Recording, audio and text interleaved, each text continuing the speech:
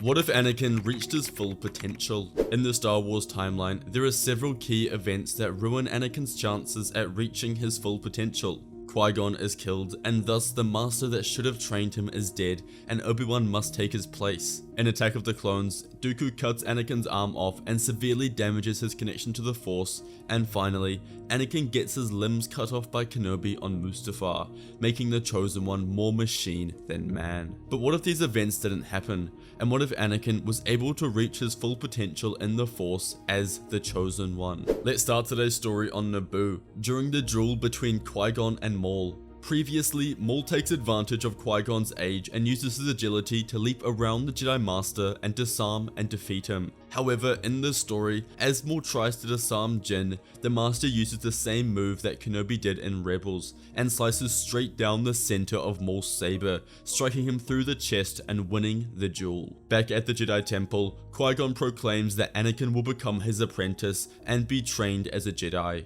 What Qui-Gon didn't know was that when he was fighting Maul, a council meeting determining Anakin's fate had been held, and the outcome was that the council voted in favor of Anakin not becoming a Jedi Knight. Qui-Gon is shocked and he tries to appeal this, but Yoda and the rest of the Jedi don't allow it. In this moment, Qui-Gon decides to take matters into his own hands, and he tells the council that he will leave the Jedi Order and train Anakin himself as a nomad. The council gasps, but it's too late. Before Qui-Gon left the temple, he goes to his old master, Dooku, and tells him about Anakin and his decision to leave, and asks Dooku to come with him. One of the main reasons Dooku joined the Sith was because he had lost faith in the Jedi. He believed there wasn't any hope for the galaxy. But with this new boy and his apprentice, there could be. Dooku leaves the Order with Qui-Gon and Anakin. The tricky part of this timeline at this point is that Dooku has already colluded with the Sith by the end of the Phantom Menace. He has killed Sifo Dyas, purchased the creation of the clone army on Kamino, and been in contact with Sidious. But Dooku is embarrassed and ashamed about all he did with the dark side. The catalyst that caused him to turn was Qui-Gon's death, and since his apprentice is still alive, Dooku remains in the light. But he also keeps quiet about what he has done with the Sith. Qui-Gon goes to Padme and asks for money to free Shmi and for both of them to stay on Nibou. Padme of course helps out, and Qui-Gon, Dooku, Anakin and Shmi travel to Nibou to set up their new life. They live in the countryside next to Theed, and Anakin's training begins. He quickly becomes proficient in the Force, learning the basics with ease under the tutelage of two fantastic Jedi Masters. He wasn't bound by the code, and so the teachings of the Jedi were not a focal point of his training. Instead, Jin and Dooku focused on instilling strong morals and beliefs into the boy. Shmi often helped out with this aspect of training, and Anakin grew very quickly. Padme often visited them and would stay for dinner, and it was like they were all a small family. Qui-Gon and Shmi got on very well, and their connection was almost instant. Qui-Gon wasn't bound by the Jedi Code anymore, and he wondered if this was a connection he should explore. But ultimately, the focus had to be on Anakin. However, a few months into his training, Anakin and Qui-Gon wake up hearing a ruckus in the house. Cabinets shaking and being destroyed, and items falling loudly to the floor. They both hear a loud scream as Dooku begins calling for help. Rushing into his room, a hooded figure with a red lightsaber stabs Dooku through the chest, and the two bystanders see his body drop and hit the floor. Anakin lets out an immense scream as Qui-Gon remains stoic. Before exiting through the window, the hooded figure looks back and makes eye contact with Anakin, his yellow eyes gleaming with satisfaction. Qui-Gon sprints to Dooku and holds him in his arms, like Obi-Wan did to himself in another life. As Dooku's life force begins to leave him, he tries to tell Qui-Gon something. He explained that he must know the truth, that he had lied to him and wasn't totally honest about his past. And as he goes to drop the biggest truth bomb of Palpatine being the Sith Lord, Dooku dies. The following days were difficult. A funeral was held for Dooku, and Anakin felt as though he'd lost one of his father figures. Hey guys, really quick, for the entire month of June at Fantasy Sabers, we're giving away the Negotiator Deluxe Edition with every Saber order. This is a 1 month only sale, so don't miss out. The Jedi Council were informed, and they also grieved his death. He was an exceptional talent, and more than that, a good man. However, on the other side of Coruscant, Chancellor Palpatine was very pleased. The second Dooku stopped contacting him and followed Qui-Gon, Palpatine knew he had to assassinate him. He simply knew too much and couldn't risk his identity being revealed. Back on Nibou, Qui-Gon decides that it isn't safe for them anymore and they must remain on the move.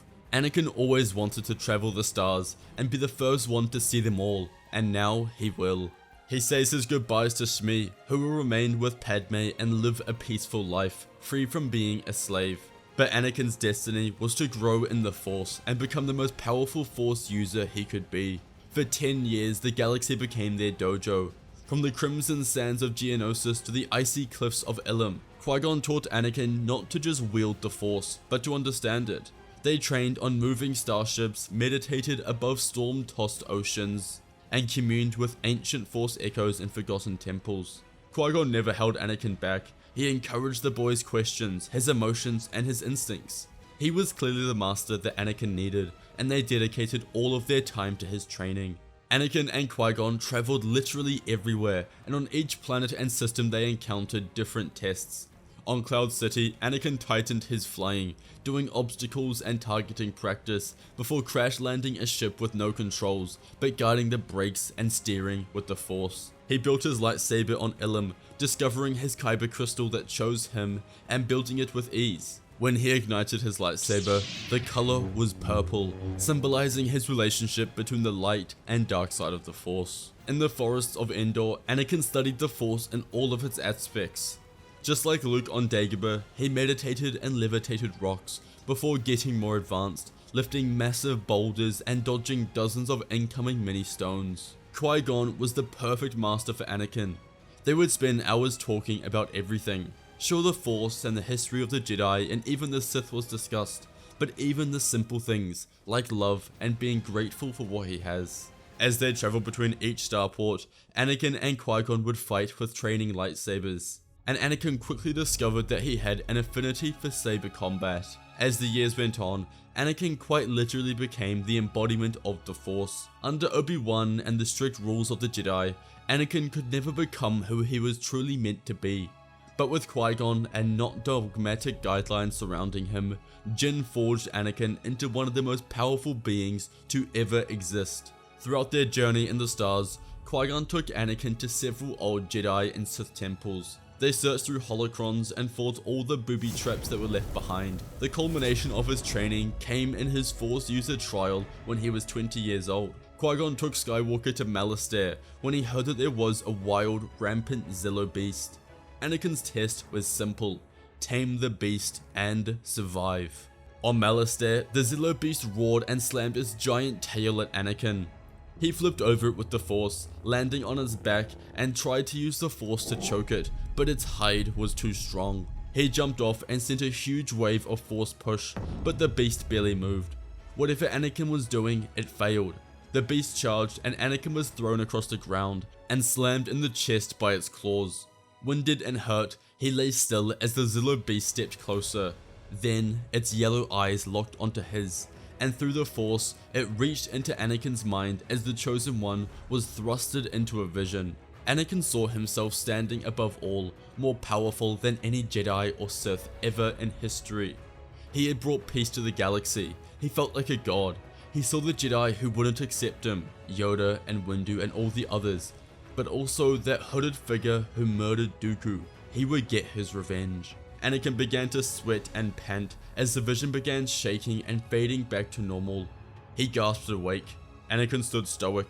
Qui-Gon watched from the sidelines, extremely intrigued. He didn't know what had just happened, but something had ignited inside Anakin. His eyes weren't burning yellow, but instead, they were glowing a determined blue, similar to Gojo in JJK. He reached out with the Force, and for the first time, streaks of golden lightning burst from his hands. Force Judgment. It hit the beast in the heart, causing it to be frozen in place, giving Anakin enough time to leap onto its back and move down its giant face. He touched its forehead and spoke softly through the Force. Immediately, the Zillo beast bowed and earned Anakin's respect. Anakin had passed his trial.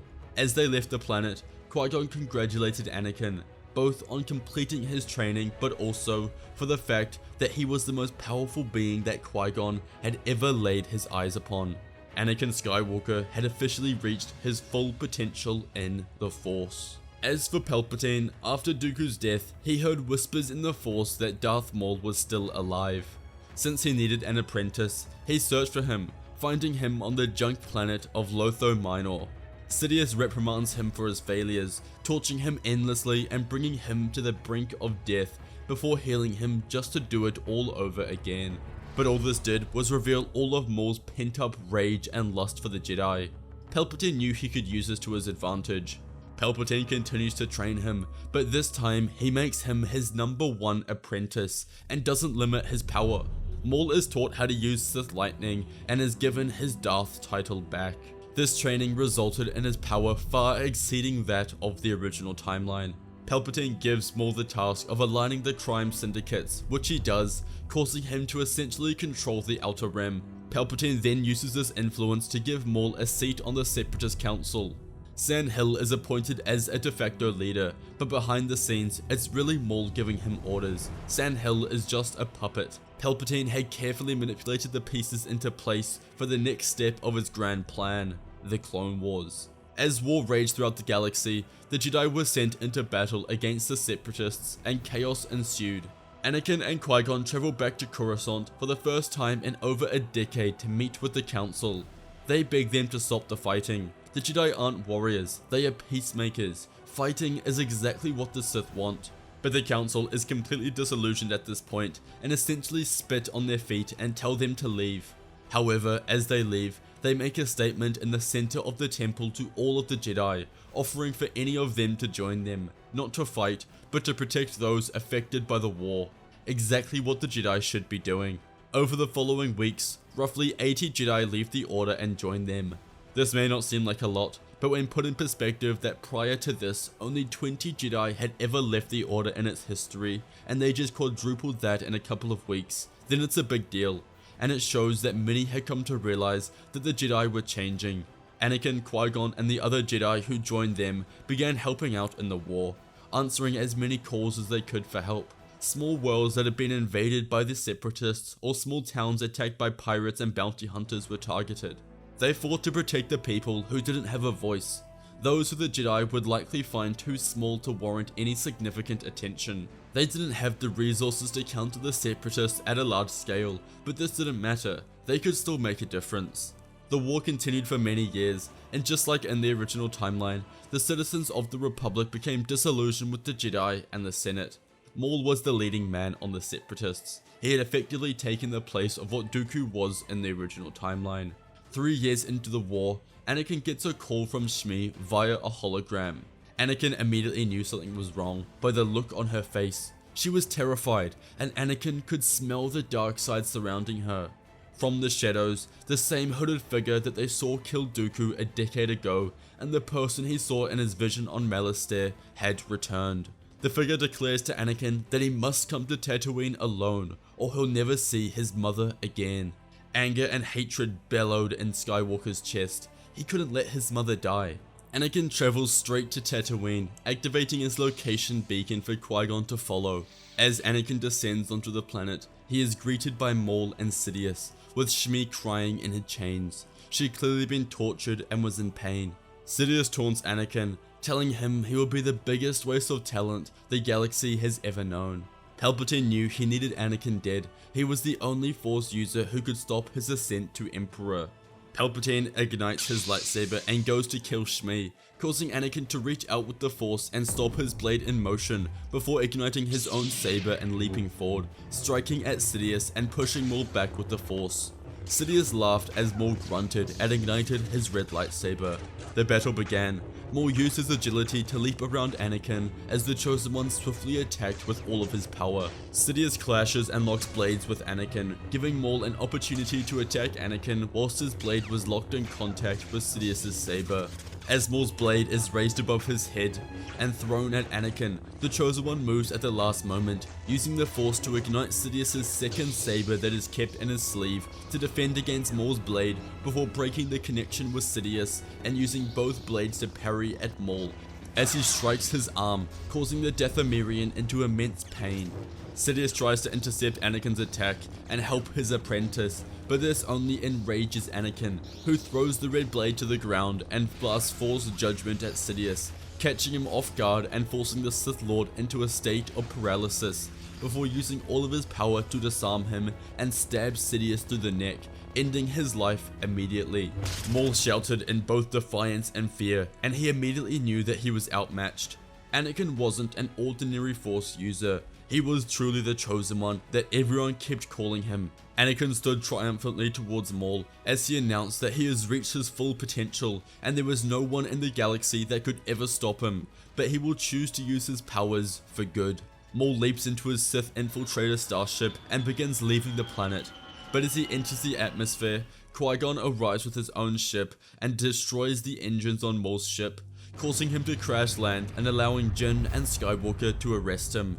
It was done. Maul and Sidious were both defeated. What followed was a ripple effect. Without Sidious to lead the Separatists, their entire operation collapsed in a matter of days, and the entire Separatist army was thrown into disarray. This meant after a few crucial battles on Mygeeto and Geonosis, the Separatists surrendered and the Republic won the war. Back in the Jedi Council chambers, Anakin and Qui-Gon met with the Council. The Council now wanted to hear their side, agreeing that something had gone wrong during the war. Qui-Gon demanded reform, explaining that they had grown too dogmatic, rigid, and focused on politics. They didn't listen to the call of the Force and were warriors above all else. This had to change. The Council agree, and Anakin and Qui-Gon both join the Jedi Order again, leading the movement of change with their ranks, most importantly allowing attachments. Anakin flies back to Nibou, where he reunites with Padme after years away. They fall in love and have a happy family together. Shmi is now safe and lives with them both and helps to raise their children as the grandmother. Qui-Gon would visit very often, and over time, he and Shmi decide that it was the right time to act on their connection, and they fall in love and get married. Anakin Skywalker had achieved his full potential, and it was because of his immense power and strength in combat and his unparalleled wisdom in the Force that allowed the Jedi to change, the Republic to remain in peace, and be a proud father and husband for his family. After decades of war and discontent, the galaxy would forever be safe and full of peace. If you enjoyed today's video, you must watch What If Vader Trained Anakin and What If Spider-Man Was in Star Wars. Please check out Fantasy Sabers if you're looking for an affordable saber to add to your collection. We offer RGB, Xenopixel, or Profi in varying sizes and designs. Also check out our membership program to be able to watch our videos early. Thanks for watching, and may the Force be with you.